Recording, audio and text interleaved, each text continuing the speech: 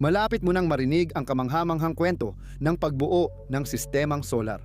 Lahat ng material na bumubuo ngayon sa buwan o sa araw, pati na rin ang bumubuo sa daigdig, mga bundok, mga karagatan, ang hangin na iyong nilalanghap, ang iyong katawan at ang lupa sa ilalim ng iyong mga paa, ay nagmula sa isang napakalaking ulap ng gas at alikabok. Ngayon, nais kong muling iparana sa inyo ang masalimuot na kasaysayan ng pagsilang ng solar system. Isang kasaysayan na puno ng mga hindi inaasahang pangyayari, ng mga bituing napakagulo at ng mga banggaang napakabagsik. Nagbigay daan ito sa pagbabago ng ulap ng gas at alikabok. Halos isang taong liwanag ang lapad tungo sa bituin na may mga planeta. Ngunit balikan natin mula sa simula. Ayon sa pinakabagong kaalaman, iniisip na nagsimula ang lahat mga 4.6 bilyong taon na ang nakalipas. Sa pangalawang braso ng daang gatas, maraming lumulutang na malalaking ulap ng molekula na mayaman sa gas at interstellar na alikabok sa tahimik na kalawakan. Sa loob ng isang nursery ng mga bituin na katulad ng sa Orion o Carina, doon malamang nagsimula ang buhay ng ating solar system. Mas maraming material sa loob ng daigdig, pati na ang mga alikabok, kaysa sa kalawakang nakapaligid. Tunay nga, dito ay may ilang libo hanggang 10,000 molekula kada sentimetro kubiko sa karaniwan. Samantala, sa kalawakan sa pagitan ng mga bituin, kadalasan mas mababa pa sa isang atomo ang bawat sentimetro kubiko. Kapag nalaman mong sa mundo, sa antas ng dagat ay may halos 20 bilyon-bilyong molekula kada sentimetro kubiko, ang bilang na ilang libo ay tila napakaliit. At sa isang banda, totoo nga iyon. Dahil sa mga nebula na ito, ang dami na 3 beses ng ating planeta ay may lamang materya na katumbas ng isang Olympic-sized na swimming pool na puno ng hangin sa mundo. Maliban dito, ang mga nebula ay napakalaki, maaaring ilang 10 hanggang 100 taon liwanag ang lapad at libu-libong beses na mas mabigat kaysa araw natin. Dahil sa grabidad, ang malalaking bahagi ng mga ulap na molekula ay bumabagsak at nagiging sanhi ng pagsilang ng mga bituin. Kaya naman ang mga ganitong nebula ay tumatagal lamang ng ilang milyong taon bago ang natitirang gas ay uminit at kumalat dahil sa mga bituin na isinilang dito. Pinaniniwalaang nagmula ito sa pagtransforma ng isang higanting bituin bilang supernova sa ating solar system. Sa pamamagitan ng shockwave niya, nagsimula ang pagbagsak ng bahagi ng nebula na nagresulta sa daan-daang bagong bituin. Dahil napakalaki ng mga ulap na ito, bihira lang may bituing ipinapanganak mag-isa. Kadalasan, nagsisimula silang magkakasama sa mga kumpol ng daan-daan hanggang libu-libong bituin na unti-unting naghihiwalay kalaunan. Kaya naman, ang pagsilang ng ating araw at ng mga planetang kasama nito ay malamang na hindi tuwirang dulot ng pagkamatay ng isang higanting bituin na nasa dulo na ng kanyang buhay. At ang huling hininga nito, na puno ng mga bagong elemento, ang naging dahilan ng pagbagsak ng malalaking bahagi ng molekular na ulap. Tunay ngang natagpuan sa mga sinaunang meteorite na mula pa noong panahong iyon at natuklasan natin na may malaking dami ng mga labi ng hindi matatag na radioactive na elemento na tanging pagsabog lamang ng mga higanting bituin ang kayang lumikha. Ganito natin iniisip na nangyari ang mga bagay. Ang mga ulap ng gas na piniga ng shockwave ay dahan-dahang gumuho at habang tumataas ang densidad ng ulap, nagsimula itong bumilis at umikot ng mas mabilis. Wala pa noon ang araw o ang daigdig. Sa loob ng umiikot na materyang ito mula sa mga patay na bituin, naroon na ang lahat ng pangunahing atomikong blok na kailangan para sa pagbuo nila. Nagsimula na ang proseso at wala nang makakapigil dito. Sa loob ng molekular na ulap, humigit kumulang 50,000 taon ang kailangan para ang lahat ng materya na orihinal na nasa isang bolyum na halos isang taong liwanag ang diametro ay maging isang disk na matindi ang pag-ikot at kaguluhan. Isang napakalaking bagyo ng gas at alikabok ang umiikot sa paligid ng gitnang bahagi, kung saan 70% ng materya ay nagtipon. Sa pagbuo ng isang bula ng nag-aapoy na gas na patuloy na kumikipot, ang ubod ng pinisil na gas at nagliliyab na plasma na ito ay isang proto-araw na hindi patunay na bituin. Halos hindi makita. Ang batang bituin na ito na magiging araw ay malalim pa ring nakatago sa likod ng makapal na tabing ng gas na pinapaliwanag niya ng mahina sa infrared na bahagi ng liwanag. Sa paligid ng bulang nagko-condense na gas, ang 10% ng materya na di napunta sa gitna ay sa ilang libong taon na ipatag at kumalat bilang disk na 10-20 beses mas malapad kaysa makapal. Dito sa loob ng disk na protoplanetaryo na parang plaka ng vinyl, nagsisimula ng tumugtog ang munting musika ng pagbuo ng mga planeta. Dito, sa loob ng nebula ng Orion, natukoy ng Hubble na teleskopyo sa kalawakan ang humigit kumulang 180 na mga bituin, isang disk na protoplanetaryo. Sa gitna ng bawat estrukturang ito ay may batang bituin na ang liwanag ay nagpapakita ng hugis ng gas na bumabalot dito. Kung ikukumpara sa 33 light years na diametro ng nursery, ang mga nabubuong sistema ay tila walang saysay na batik lang. Gayunpaman, taglay na ng magulong kapaligirang ito ang lahat ng materyales para makagawa ng maraming vinyl monumento. Sa Orion Nebula, wala nang magagawa kundi maghintay at ipaubaya sa panahon ang lahat. Bato sa bato, mundo sa mundo, mabubuo ang mga planeta sa isang simfonya ng tuloy-tuloy na banggaan at pagdikit-dikit na magsisimula ng banayad sa alikabok at magtatapos sa malalakas na banggaan. Sa loob ng daan-daang libong taon, matapos ang pagsilang ng ating sistema, habang dahan-dahang umaagos ang gas mula sa disk papunta sa gitna, pinapakain nito ng materyal ang kukong nakapalibot sa bagong silang na bituin. Nagsisimula na ang pagbuo ng mga planeta mula sa maliliit na pirasong solido.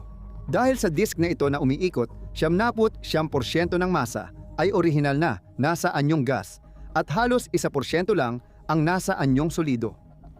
Maaaring maliit ito sa inyo, pero sapat na para makabuo ng planetang tulad ng Jupiter o 300 ulit ng masa ng daigdig. Sa kapaligirang ito na nag-aalab dahil sa dami ng mga elementong radyaktibo na nalikha ng pagsabog ng supernova. Ang patuloy na pagkikiskisan ng mga alikabok ay nagdudulot ng static na kuryente at nagiging sanhi ng pagdikit-dikit ng mga ito. Sa ilang libong taon, ang maliliit na butil ng alikabok ay nagsasama dahil sa puwersang electrostatic o bahagyang pagkatunaw ng ibabaw.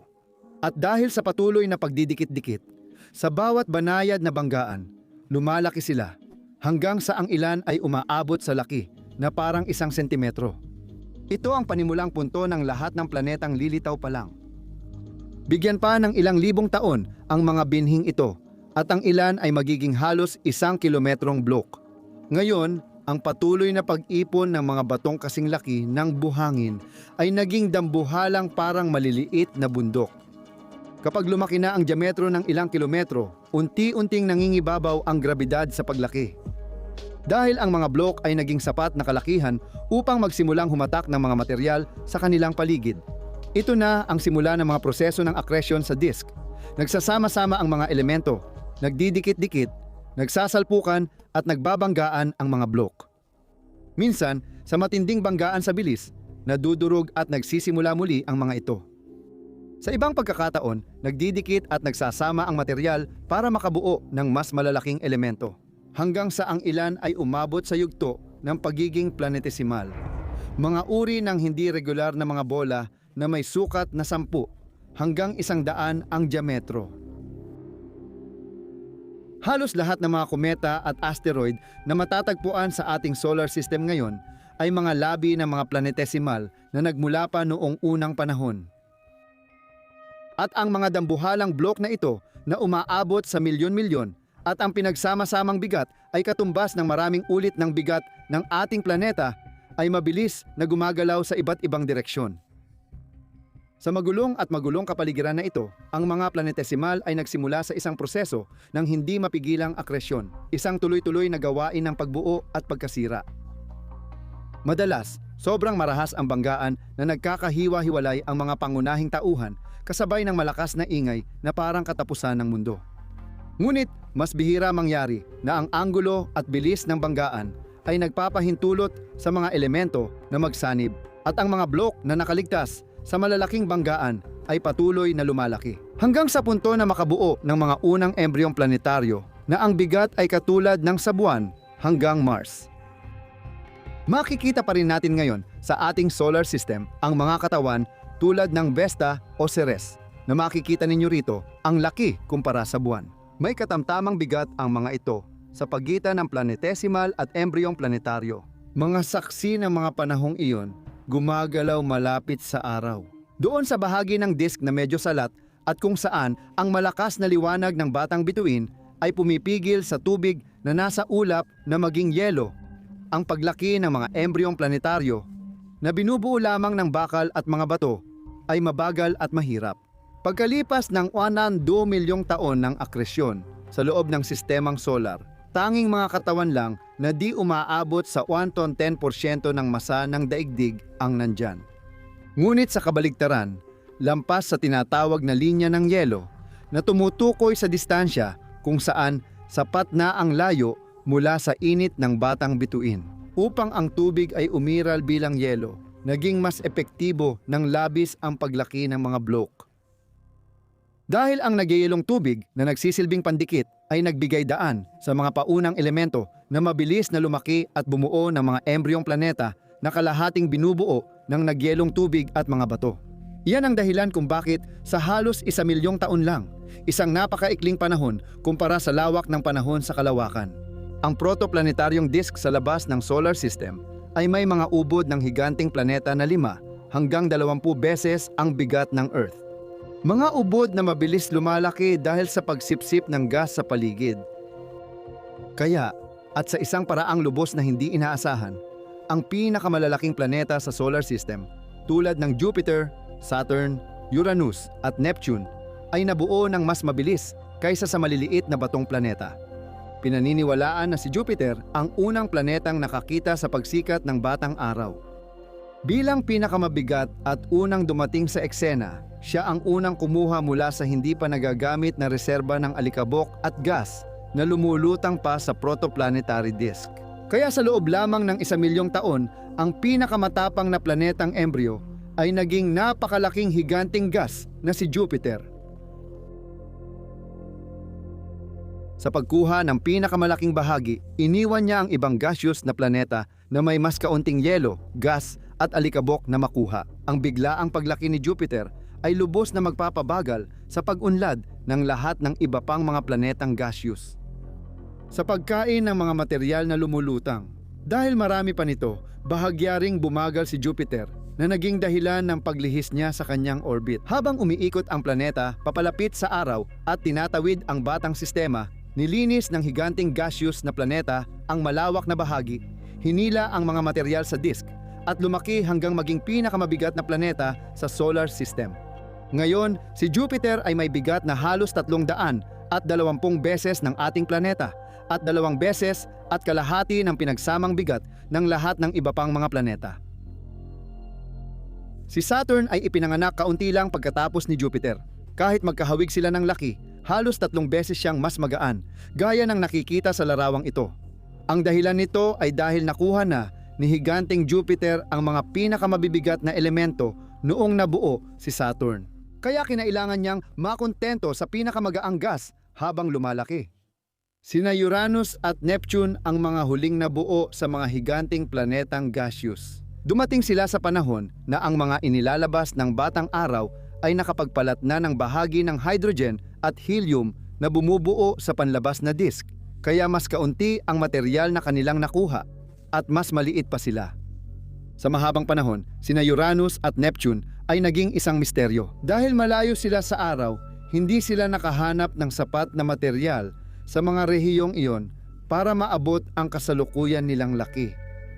Ang ipinapahiwatig nito ay maaaring nabuo ang 2 higanting yelo na ito nang mas malapit sa araw, marahil sa mga orbitang kasalukuyang tinatahak ni Saturn at Jupiter. At saka lamang sila lumipat paalis, papunta sa kasalukuyan nilang kinalalagyan. Habang ang mga higanting planeta ay bumubuo ng mga guhit sa disk sa gitna ng sistema, ang gravitasyonal na pag-urong ay nagpapataas ng presyon at temperatura ng sapat upang sindihan ang araw. Lubhang hindi matatag, ito ay nasa tinatawag na yugto ng Tetorye. Sa loob ng ilang milyong taon, ang batang bituin ay dumaranas ng matitinding pagsabog ng galit na nagpapakita sa pamamagitan ng mabilis na umiikot na magnetic field na kayang magpalipad ng malalakas na bugso ng materya sa buong sistema sa bilis na umaabot sa 300 km/s o humigit kumulang 0.1% ng bilis ng liwanag. Ang batang bituin na ito ay maaari ring biglang tumaas ang liwanag nito ng hanggang 40 beses sa loob lamang ng ilang araw o kahit ilang oras. Ang mga solar wind at daloy ng mga kargadong partikulo na milyong beses na mas malakas kaysa sa mga alam natin ngayon ay unti-unting lilinisin ang panloob na disk. Sa pagtanggal ng malaking bahagi ng natitirang gas, ang bituin ay biglang bumabagal habang sa mas malayong bahagi ng disk na medyo mayaman pa rin sa gas. Ang gravitasyonal na impluwensya ni Jupiter ay lumilikha ng mga alon ng densidad sa disk na makikita sa kanyang orbit at gumaganap na parang isang harang na pumipigil sa karamihan ng materya na umiikot na makapasok sa panloob na bahagi ng sistemang solar. Kaya napipilitan ang mga planetang mabato na magtipid. Kasabay nito, binabawasan ng mga alon ng densidad ang orbital na enerhiya ni Jupiter at Saturn na nagsisimula ng dahan-dahang lumipat papalapit sa araw habang kumukuha ng materya na kanilang nadadaanan sa kanilang paglalakbay. Nang makarating si Jupiter sa kasalukuyang posisyon ng Mars, huminto siya at ang kanyang orbit ay nagresonansya sa orbit ni Saturn na sumusunod sa kanya. Sabay, nagsisynchronize ng bilis sa orbit ang dalawang higante. Kaya nakakadalawang ikot si Saturn tuwing 3 ikot ni Jupiter, na may kakaibang resulta na baliktarin ang direksyon ng kanilang paggalaw at ibalik sila sa pinanggalingan nila sa mas malalayong mga orbit. Sa huli, ang pagdaan ng dalawang higanting gas sa loob ng sistema ay medyo maikli lang, ilang daang libong taon lamang. Malaki ang naging epekto nito dahil binago ng pagdating nila ang panloob ng sistemang solar. Ang pagdating at pag-alis ng dalawang higante ay nagbago sa orbita ng mga protoplanetang nabubuo. Dahil sa paghalo at muling pamamahagi ng materya, nagkaroon ng malalaking banggaan na bawal ang pagbuo ng ilang mundo at napigil ang paglaki ng iba. Iniisip natin na ang pagpasok ni Jupiter sa panloob na bahagi ng solar system ang dahilan kaya maliit ang Mars. Ang disk na nawalan na ng dating ganda at labis na numipis ay umabot na sa sobrang nipis na densidad kaya ang mga X-ray at ultraviolet na inilalabas ng bituin ay bumubutas dito ng palaking butas. Hanggang sa makalipas ang mga 10 milyong taon matapos magliwanag ang bituin sa gitna, tuluyang maglaho ang gas na bumubuo sa protoplanetaryong disk. Si Jupiter, Saturn, Uranus at Neptune ay parang mga bangkang walang hangin sa layag dahil sa pagkawala ng disk. Kaya tumigil ang kanilang paggalaw. Sa mga gaseous na planeta, natigil ang paglaki nila dahil nawala na ang gas na pinagmumulan ng lakas. Nagsara na ang pagkakataon para mabuo ang mga planetang ito. Sa huli, mula sa nebula ng gas at alikabok, naging isang bituin na napapalibutan ng mga planeta at sa halos malinis na disk, naging napakabilis ng proseso.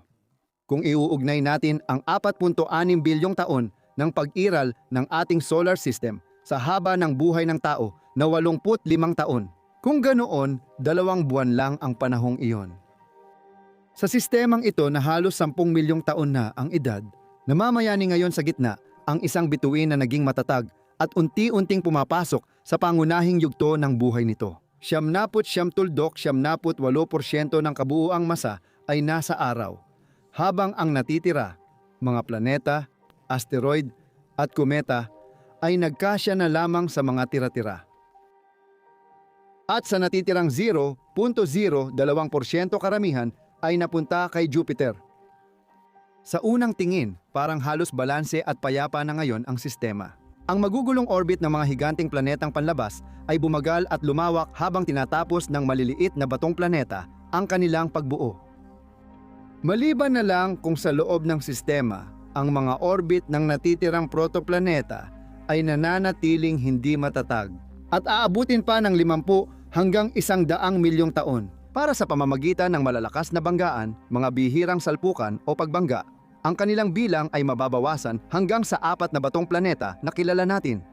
Sa pagtatapos ng yugtong ito ng pag-aalisan, nabuo ang buwan matapos magbanggaan ang protodaigdig at isang katawan na kasing laki ng Mars.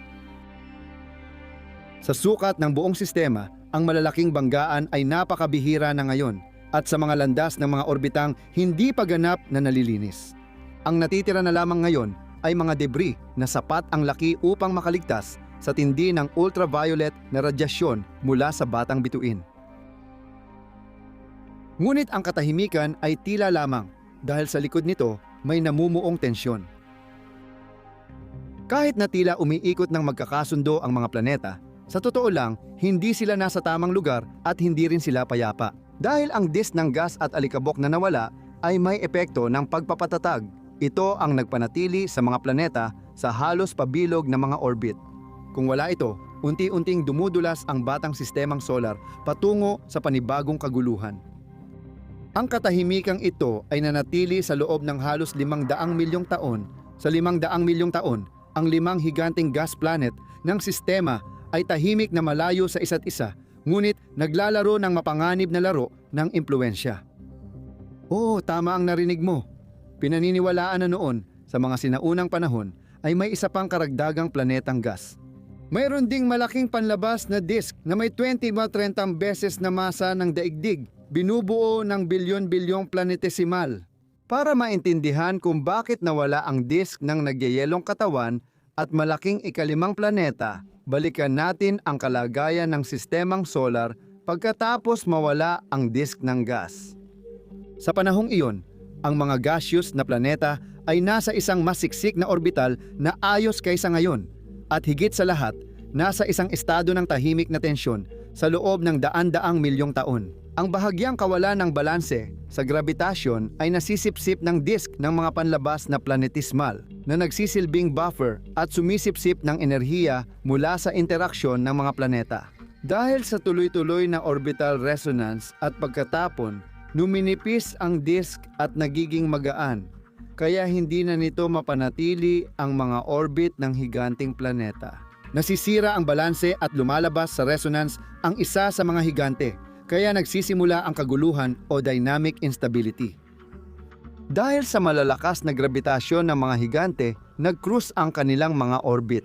Dahil sa patuloy na paglapit at pagpapalitan ng orbital na enerhiya, halos tuluyang nasira ang balanse na nag-uugnay sa kanila. Kasunod nito, nagkaroon ng magulo at komplikadong sayaw kung saan nagkagulo ang mga orbit at ang mga planetang panlabas ay iniwan ang kanilang dating bilog na orbit para sundan ang mas eksentrikong landas sa paligid ng araw. At habang ang ikalimang planeta ay itinatapon palabas ng sistema o sa pinakamababa, itinataboy sa pinakadulong bahagi nito, nababago ang mga landas ni Uranus at Neptune sa puntong nagkakasalubong na ang kanilang mga landas. Ang malawak na larangan ng debris sa panlabas na sinturon kung saan kakaunti ang natirang planetesimal ay nagambala ng dumating ang dalawang planeta, ang bilyon-bilyong tipak ng bato at yelo sa malamig na dulo ng solar system ay magsisipagkalat. Gaya ng makikita ninyo sa simulation na ito na nagpapakita ng ilang milyong taon bago at pagkatapos ng kawalang tatag. Kabuuan ng mga elemento ng sinturong ito ay naglalaman ng 20 hanggang 30 beses ng masa ng daigdig. Bilyon-bilyong blok na ilang kilometro ang lapad ang ipinapadala sa lahat ng direksyon, magdudulot ng pag-ulan ng mga kometa at asteroid sa buong sistemang solar. At habang ang ilan ay itinutulak papunta sa panlabas na bahagi ng sistemang solar at magpapakain sa malayong ulap ng Oort, ang iba naman ay nananatiling lumulutang malapit sa mga planetang gas. Pinaniniwalaan na ang ilan sa mga ito, tulad ng Triton o Hyperion, halimbawa ay mga bahagi ng nawasak na sinturon na kalaunan ay nahuli. Kung alam natin na ang puntong ito ng pagkawasak at simula ng bagong pag-ulan ng bato at yelo ay nangangahulugan ng pagkakaroon ng ikalimang planeta, ito ay dahil sinasabi sa atin ng mga batas ng grabidad na para makaligtas ang 4 na higanting planeta sa ganitong kosmikong laro ng bilyar at mapunta sa kasalukuyang estado ng balanse na nakikita natin ngayon, kinakailangan na nagkaroon ng isang magulo, may hindi tiyak na mga landas na pinagmulan sa loob ng sistema. Isang ikalimang planeta na ang ugnayang gravitasyonal nito na nagdudugtong sa kanya sa sistema ay naputol o nanghina. Sa layo ng orbit ng planetang ito sa araw, hindi pa rin natin ito natutuklasan. May mga mananaliksik na naghihinalang may haka-hakang ikasiyam na planeta sa ating sistemang solar na umiikot sa napaka-elliptical na orbita. Umiikot ito sa ating bituin sa loob ng mga 10 hanggang 20,000 taon natin. At kahit na malamang na lumulutang na ito sa malayong kalawakan, nakakabit pa rin ito sa araw, kung saan ang pinakamalapit nitong lapit ay 200 astronomical units o 7 beses ang distansya mula araw hanggang Neptune. Dahil sa bagong instability na ito, isa-isa ang libu-libong mga embryo ng nagyeyelong planeta na naroroon pa sa malayong gilid ng sistemang solar ay mapapalabas dahil sa regular na pagdaan ng mga higanting planeta sa kanilang lugar. Sa bawat pagkatapon, kumukuha ang mga elementong ito ng kaunting orbital energy mula sa higanting planeta at unti-unting pinapabilog ang kanilang mga orbit, hanggang sa ang sistema ay halos makamit ang pamilyar na ayos na alam natin ngayon. Ang paggalaw ni Neptuno papalayo sa sistemang solar ay malaki ring nakaapekto sa sinturon ng asteroid. Sa ngayon, ang kalat-kalat na hanay ng mga batong katawan na ito na matatagpuan sa pagitan ng 2 at 4 na astronomical unit mula sa araw ay may kabuuang masa na halos hindi man lang umabot sa 1% ng masa ng daigdig. Noong simula ng sistemang solar, mas siksik at mas maraming laman ang sinturon ng mga asteroid. At naglalaman ito ng sapat na material para makabuo ng 2 hanggang 3 pang planeta na kasing laki ng daigdig. Pero ang mga impluensyang gravitasyonal ng Neptuno at Jupiter ang halos sumira sa sinturon at nagtulak sa maraming asteroid at kometa papasok sa loob ng sistema. Doon, magdudulot sila ng matinding pambobomba sa lahat ng mabatong planeta sa loob ng halos 100 milyong taon. Ang tuloy-tuloy na pagbagsak ng mga batong mula sa langit ay magdudulot ng kapinsalaan sa planeta. Ngunit gayon din, sa malaking dami, isang maliit na kayamanan sa anyo ng tubig na nakapaloob sa mga bato ay makakatulong sa pagpuno ng mga karagatan. Dahil sa matinding pambobomba at patuloy na pagbabago ng ibabaw ng daigdig, walang naiwan na bakas ng mga epekto. Ngunit ang buwan, tulad ng Merkuryo o Marte, ay may mga bakas pa rin hanggang ngayon sa anyo ng maraming mga bunganga ng epekto. Ito ang huling malaking kaganapan na nagmarka sa magulong kasaysayan ng solar system. Mula noon, halos hindi nagbago ang galaw ng mga planeta sa kanilang mga orbit. Tumatakbo ayon sa ritmo na may halos perpektong katumpakan na parang orasan. Mahigit 1 dekada na nating naeobserbahan ng direkta ang nabubuong sistemang planetaryo gamit ang mga teleskopyo tulad ng James Webb at radyoteleskopyong Atacama, Large Millimeter Submillimeter Array, na sa pamamagitan ng pagsasaayos ng 12-dosenang mga antenang radyo ay kayang magbigay sa atin ng mga larawang kasing detalye ng magagawa ng isang teleskopyo na may 16 na kilometro ang diametro. Sa mga kamanghamanghang larawang ito, makikita natin na ang mga bagong silang na sistemang ito ay tiyak na napapalibutan ng mga nabubuong mundo na nahahayag sa atin sa pamamagitan ng mga bakas na iniiwan nila sa kanilang pagdaan.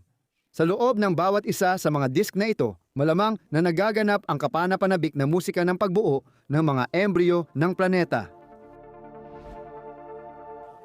Si H.L. Tauri ay isang batang bituin na nasa 450 light years mula sa daigdig. Wala pang 100,000 taon ang edad at ipinapakita sa atin ang mga maliwanag na bahagi nito. Isang disk ng material na 3 beses mas malawak sa orbit ng Neptune, puno ng alikabok at tipak na kasinlaki ng maliliit na marmol. Dito, bawat guhit na naghihiwalay sa singsing ng alikabok at bato na pinainit ng bituin ay dulot ng presensya ng umuusbong na mga planeta. Malamang na ganito ang hitsura ng ating solar system noong mga unang panahon nito. Dito, sa larawang ito na kuha 400 light years mula sa atin, makikita natin ang isang sistema na may batang higanting gas na kasalukuyang nabubuo. Matatagpuan ito ng 4 na beses na mas malayo sa bituin nito kaysa sa layo ng Jupiter sa araw, at may halos 4 na beses na mas mabigat na masa. Ang planetang ito na hindi pa tapos ay may surface temperature na umaabot sa 1,000 degc. Dahil sa laki niya, nakabuo ang higanting ito ng guwang sa disk na pinagmumulan ng pagkain at napalibutan pa niya ang sarili ng sariling accretion disk. Sa loob nito, may mga buwan na siguradong nabubuo pa lamang.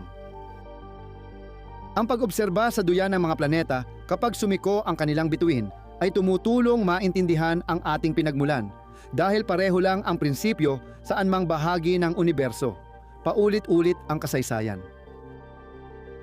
Sa pag-aaral ng mga sistemang ilang taon liwanag ang layo, nadiskubre nating mas magulo pala ang kasaysayan ng ating sistema kaysa sa dati nating akala.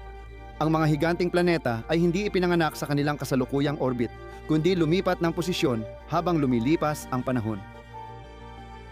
Sa susunod na tumingin ka sa langit, alalahanin mo ang mga mundong nabubuo pa lamang. Nabago ang kapalaran dahil sa paglipat ni Jupiter para sa mga planetang napaalis sa kanilang tahanan. Sa madaling salita, kung gusto ninyong maglibang sa pag-iisip tungkol sa mga impluensyang maaaring idulot ng ilang mga bituin o planeta sa atin, yakapin ang astronomiya.